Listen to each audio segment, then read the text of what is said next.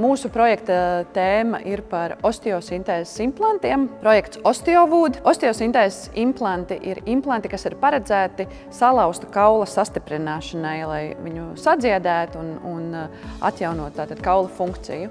Un mūsdienās klasiski zelta standarts ir osteosintēzes implanti no titāna vai nerūsējošā tērauda. Mūsu gadījumā vēlētos viņiem piedāvāt alternatīvu, kas ir veidota no blīvinātas koksnes. Pati ideja par koksnes izmantošanu kaula implantiem sākās pirms 4 gadiem, kad pie mums ieradās 2 mikroķirurgi no mikroķirurģijas centra ar ideju, ka varētu taisīt implantus no koka. Šīs idejas pamats nāk no doktora Ezerieša, kas bija kardiologs 90. gados. Viņš ļoti mīlēja kadiķus, viņam bija kadiķu plantācijas, un viņš izveidoja kadiķa gūžu, kuru arī patentēja un ir veterināra medicīnā izmantoti tie un ir ļoti veiksmīgi pētījumi. Augošs koks un kauls cilvēka ķermenī, arī dzīvnieku ķermenī, ir ar ļoti līdzīgām īpašībām, un gan fizikāli mehāniskām, gan arī tā uzbūve un struktūra ir ļoti līdzīgi. Īpaši nozīmīgs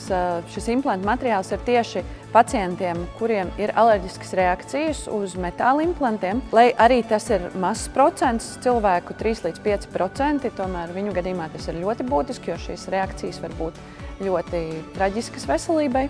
Vienlaicīgi tas varētu būt iegūms arī visai sabiedrībai, jebkuram pacientam, jo titāna implanti, lai arī ir zelta standarts un vēl joprojām ir labākais, kas mums ir, viņu stingrība, jeb cietība, jeb neelastība ir pārāk liela, un tad, kad šis kauls tiek sastiprināts, šis implants paņem uz sevi balsta funkciju, un kamēr kauls dzīst, kauls sāk slinkot, un tad, kad mēs šo implantu noņemam, tad ir līdz pat 25% atkārtotu lūzumu. Mūsu gadījumā mēs iegūtu implantu, kuram elastība ir līdzīga ar kortikokaulu, jeb šo cietā kaula daļu. Mūsu implants vairs nekonkurē šajā balsta funkcijā, tāpēc arī šie atkārtotie lūzumi varētu būt ievērojami mazāki. Projektā OsteoWood mans mērķis ir izstrādāt vītni, iestrādāt viņu esošajā implantā, bet ja nedaudz atskatāmies vēsturē, tad liela diametra koka vītnes ir jau zināms vismaz pāris 100 gadu. Kaut vai tiem pašiem galdnieku galdiem, kur ir vienkārši saspiests spīlis,